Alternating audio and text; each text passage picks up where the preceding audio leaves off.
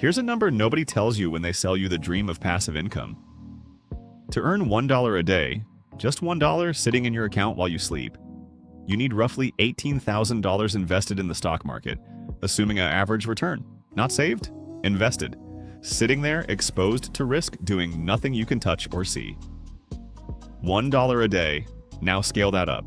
To replace a minimum wage job with passive income alone, you'd need somewhere close to $250,000 parked in income-generating assets. Most people don't have that. Most people never will, not through saving alone. And yet, every day, someone on your feed is telling you, passive income is easy if you just build the right system. Print the right ebook, buy the right rental property, launch the right course. They're not lying exactly. They're just leaving out the part that actually matters. The part where the first $1,000 is brutally, disproportionately harder to earn than the 9th or the 10th. This is a video about why that first $1,000 breaks more people than any other stretch of the journey, and why understanding that gap is the difference between quitting in year one and actually getting somewhere. Why this matters now. Passive income has become the most oversold idea in personal finance content. Search engines are flooded with it. Every third video promises a system that pays you while you sleep. And it's not an accident. The passive income niche itself has become a business model where creators earn active income teaching people how to chase passive income. That irony matters because it's shaped how an entire generation thinks about money. People aren't just misunderstanding the math. They're building entire life plans, quitting jobs, taking on debt, delaying decisions, around a timeline that was never realistic in the first place. Understanding why the first $1,000 is so hard isn't pessimism. It's the actual filter that separates people who eventually build real income streams from people who burn out and conclude the whole idea was a scam. How the system actually works. Let's break passive income down to what it actually is, stripped of the marketing language. Every passive income stream, dividends, rental income, royalties, ad revenue, interest, is a return generated by an asset. Not by you. By something you built or bought that now generates value independently. That means before any income exists, an asset has to exist first. And assets are expensive to build in one of two currencies, money or time. If you buy the asset, a rental property, a stock portfolio, a bond ladder, you're spending money you already have to skip the time building phase. If you build the asset, a YouTube channel, a book, software, an audience, you're spending time to skip the money requirement. Here's the part that surprises people. Almost nobody has enough of either currency to shortcut the first phase entirely, so the first $1,000 in passive income almost always has to be earned the hard way, through active work that hasn't yet compounded into anything. Think about a rental property. Before it pays you a single dollar in passive income, someone had to save a down payment, often for years through active income.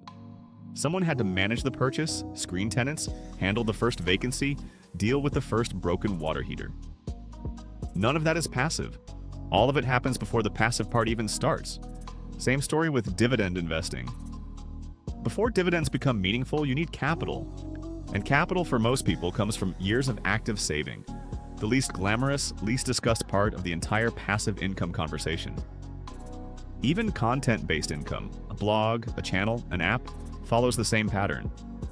The first months or years are pure active labor, writing, filming, coding, promoting. The passive label only applies retroactively once the asset starts generating income without new work. The hidden mechanism. Here's the uncomfortable math nobody puts in the thumbnail. Passive income doesn't grow linearly, it grows exponentially. Which sounds exciting until you realize exponential curves are almost flat at the start. If you're investing money and earning a 7% average annual return, the first $1,000 in cumulative passive income might take years to arrive. Because you're not just waiting for returns, you're waiting for returns on returns. The compounding engine needs fuel before it produces heat. Consider this.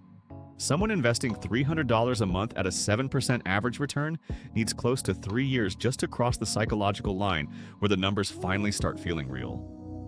Not because the math is broken, but because compounding is backloaded by design. The first third of any long-term compounding journey looks almost identical to zero growth, right up until it doesn't. This is why so many people quit exactly at the point where the curve was about to bend upward. They're not failing at passive income.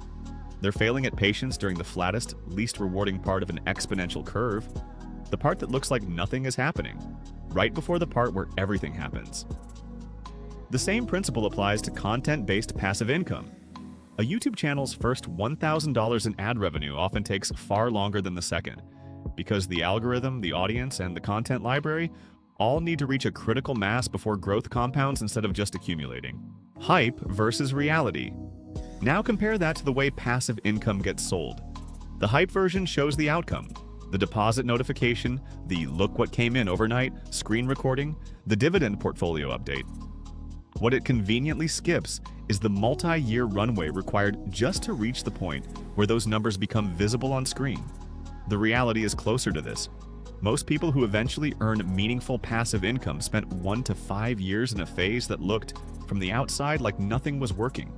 No dramatic growth, no viral moment, just small, boring, repeated deposits or repeated creative output, absorbed by a system that wasn't paying them back yet. That gap between the visible outcome and the invisible runway is where most people give up. Not because the strategy failed, but because they expected a linear payoff from an exponential process. There's also a quieter irony here.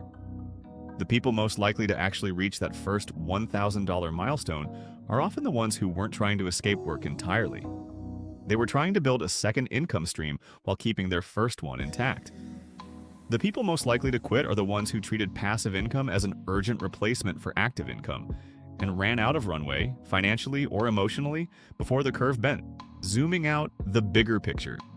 Zoom out far enough and this stops being a personal finance question and starts being a structural one.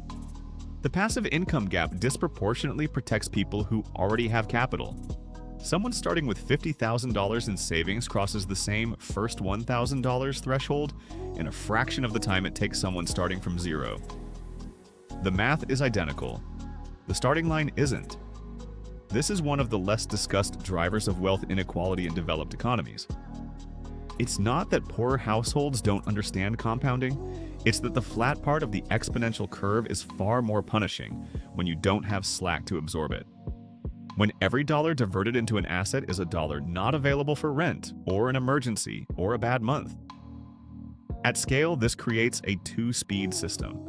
Capital-rich households experience passive income as something that compounds visibly within a year or two.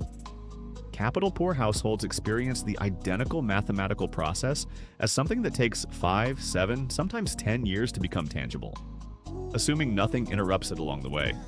And interruptions are the real risk most passive income content ignores entirely. A job loss, a medical bill, a market downturn in year 2 of a 5-year runway doesn't just delay the outcome. It can reset the clock completely because compounding punishes withdrawals disproportionately in the early, fragile stage of the curve, closing. The unresolved question. So here's where this leaves us. The first $1,000 in passive income isn't hard because the strategy is wrong. It's hard because the entire system is front-loaded with invisible labor and back-loaded with visible reward. And almost nobody is warned about the gap in between. The people who make it through aren't the ones with the best strategy. They're often just the ones with enough financial or emotional slack to survive the flattest part of the curve without needing to quit. Which raises a question worth sitting with. If the hardest part of building passive income isn't the math, but the ability to absorb years of invisible progress, then how much of the passive income conversation is really about strategy at all? And how much of it is really about who can afford to wait? Outro. If this video actually reframed how you think about passive income, that's the entire point of this channel. Breaking down the money systems everyone talks about, but almost nobody explains properly. If you want more of that, subscribe. It genuinely helps this channel keep making videos like this one. And if you know someone who's about to quit their first year into a passive income project, send them this video before they do. Sometimes the only thing standing between giving up and breaking through is knowing the flat part of the curve was supposed to feel like nothing. See you in the next one. Disclaimer. This video is for educational and informational purposes only and should not be considered financial, investment, tax, or legal advice. The examples, figures, and scenarios presented are simplified to explain financial concepts and may not reflect your personal situation or current market conditions. All investments involve risk, including the possible loss of principal, and past performance does not guarantee future results. Always do your own research and consult a qualified financial professional before making any financial decisions.